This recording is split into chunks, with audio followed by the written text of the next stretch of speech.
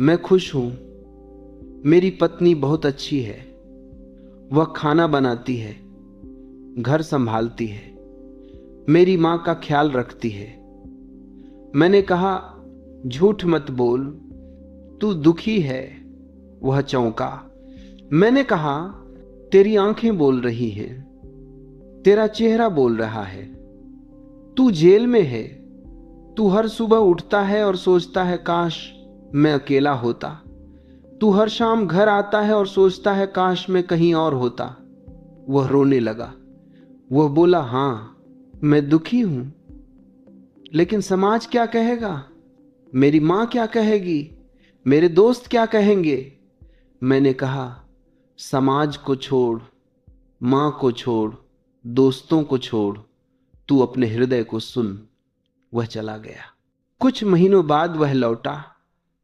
उसने तलाक ले लिया था। उसकी आंखों में चमक थी। वह बोला, अब मैं जीवित हूं। अब मैं सुबह उठता हूं और खुश होता हूं। अब मैं शाम को घर आता हूं और स्वतंत्र महसूस करता हूं। मैंने कहा, अब तू समझ गया, शादी एक जेल है और तूने अपनी जंजीरें तोड़ दी। शादी एक जेल है, इसे स्वीकार मत करो, इसे चुनौती दो।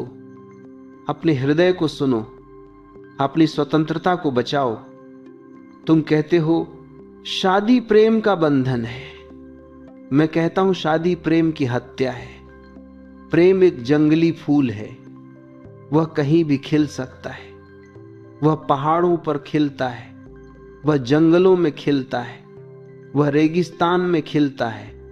वह स्वतंत्र है, वह बिना शर्त है, वह बिना अपेक्षा है। लेकिन शादी एक गमला है।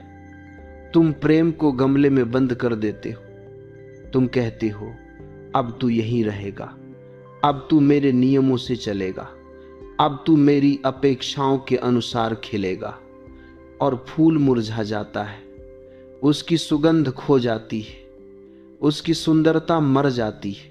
जब तुम किसी से प्रेम करते हो तो वह प्रेम स्वतंत्र होता है।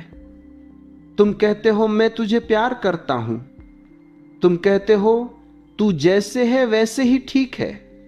तुम कहते हो, तू कहीं भी जा, मैं तुझे प्रेम करूंगा।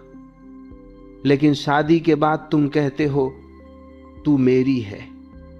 यह प्रेम नहीं, मालिकाना हक है।